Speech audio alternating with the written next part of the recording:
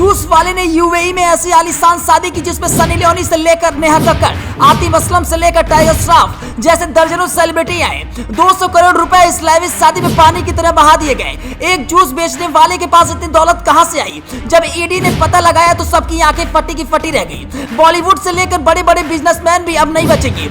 एक जूस वाले ने पूरे बॉलीवुड को गर्त में डाल दिया। शादी में मेहमान के लिए चार्टर्ड प्लेन की व्यवस्था। जूस बेचने वाली की शादी में सनी लियोनी लगा रही थी ठुमके, नेहा कक्कड़ अपने आवाज का जादू बिखेर रही थी, टाइगर श्रॉफ स्टंट मार रहे थे, रणवीर कपूर अपने जलवे दिखा रहे थे, कपिल शर्मा अपनी कॉमेडी का लोहा मनवा रहे थे। एक झटके में सब के सब नप गए। अचानक ऐसा क्या हुआ कि रणवीर कपूर के घर नोटिस पहुंच गया, कपिल शर्मा भी निशाने पर आ गए। अब कोई भी बॉलीवुड सेलिब्रिटी जो इस शादी में शरीक हुआ था नहीं बचेगा। एक जूस बेचने वाले के पास इतनी दौलत कहां से आ गई? सारी बातें आपको बताएंगे। अगले 3 मिनट आप हमको दीजिए, आपको एक एक घटना की पूरी कड़ी समझ में आ जाएगी। इस साल फरवरी की बात है, यूएई में चमचमाते शहर में एक आलीशान शादी हुई। इसके मेहमान के लिए चार्टर्ड प्लेन की व्यवस्था लगी थी। पार्टी में शामिल होने और परफॉर्म करने के लिए सनी लियोनी, नेहा कक्कड़, आतिफ असलम और टाइगर श्रॉफ जैसे दर्जनों सेलिब्रिटी पहुंचे थे। शादी के लिए योगेश पापड़ की event management company R1 events private limited को हायर किया गया था। इस लाविश शादी में करीब 200 करोड़ रुपए खर्च हुए। पूरा पेमेंट हवाला या कैश में दिया गया। ये शादी थी छत्तीसगढ़ के भिलाई के रहने वाले 28 साल के सौरभ चंद्रकार की। इस शादी के बाद सौरभ उनका महादेव बेटिंग ऐप जांच एजेंसियों के रडार पर आ गया और इसी साल में रणवीर कपूर और कपिल शर्मा जैसे सेलिब्रिटी को ईडी ने समन भेज दिया। महादेव बेटिंग की मनी लॉन्ड्रिंग के इस लपेटे में दर्जनों बॉलीवुड सेलिब्रिटी आ गए। छत्तीसगढ़ के भिलाई निवासी रामेश्वर चंद्रकार नगर निगम के पानी के पंप चलाने वाले ऑपरेटर का काम करते हैं। उनके बेटे का नाम है सौरभ चंद्रकार। सौरभ भिलाई में ही जूस फैक्ट्री के नाम पर एक छोटी सी दुकान चलाता है। इसी दौरान उसकी दोस्ती रवि उप्पल नाम के एक इंजीनियर से हुई।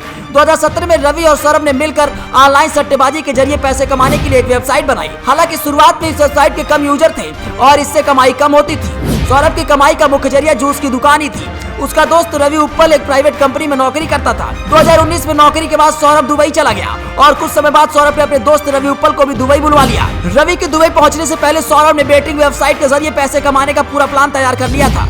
इसके बाद दोनों ने महादेव बुक ऑनलाइन के नाम से एक बेटिंग वेबसाइट और ऐप बनाया। इसे सोशल मीडिया और दूसरे तरीके से प्रमोट करना शुरू कर दिया। सौरभ ने महादेव कंपनी का बिजनेस फैलाने के लिए 2 रास्ते अपनाए। पहला सोशल मीडिया मार्केटिंग और इन्फ्लुएंसर के जरिए ऐप को प्रमोट करवाया। दूसरा सट्टा लगाने वाले दूसरे ऐप और वेबसाइट को खरीद लिया। अब कहानी शुरू होती है। महादेव बुक नाम के इस ऐप से कुछ ही महीने के भीतर 12 लाख से अधिक लोग जुड़ गए और इससे जुड़ने वालों में सबसे ज्यादा लोग छत्तीसगढ़ के रहने वाले थे। क्रिकेट से लेकर चुनाव तक के सट्टे लगाने के लिए लोग इस ऐप का इस्तेमाल करने लगे थे। इसके यूजर इस ऐप के इस्तेमाल के लिए अलग अलग बैंक अकाउंट खुलवाने लगे थे। कोरोना महामारी और इसके बाद महादेव ऐप का कारोबार तेज रफ्तार पकड़ लिया और 2021 में कोरोना की वजह से बिना दर्शकों के IPL का आयोजन हुआ और उस वक्त महादेव ऐप के जरिए 2000 करोड़ रुपए से ज्यादा की सट्टेबाजी हुई। महादेव बुक ऐप कंपनी ने अपनी वेबसाइट पर दावा किया कि फिलहाल 99 लाख से अधिक लोग इसके साथ जुड़ चुके हैं। ऑनलाइन सट्टेबाजी ऐप से होने वाली कमाई को सौरभ ने बॉलीवुड फिल्मों और होटल कारोबारियों में इन्वेस्ट करना शुरू कर दिया। फिल्मों और अलग अलग कारोबार में इन्वेस्ट करने की वजह से सौरभ और रवि उप्पल बॉलीवुड अभिनेताओं, गायकों और सरकारी अधिकारियों समेत जाने माने लोगों से संपर्क में आ गए। फरवरी 2020 में आयकर विभाग ने छत्तीसगढ़ में कई नौकरशाहों और राजनेताओं के घर पर छापा मारा और उसी समय महादेव ऐप पहली बार चर्चा में आया था।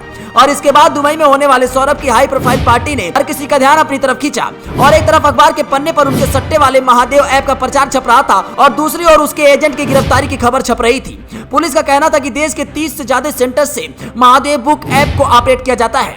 ईडी ने अपने जांच में पाया कि सौरभ और रवि सट्टेबाजी से होने वाली कमाई को अपने विदेशी खातों में भेजने के लिए हवाला नेटवर्क का इस्तेमाल करते हैं और कंपनी के लिए हवाला का सारा काम कोलकाता के रहने वाले विकास छपरिया देखता है। ईडी की जांच तेज होने के बाद सौरभ चंद्रकार और रवि उप्पल के परिवार ज्यादातर लोग दुबई शिफ्ट हो गए।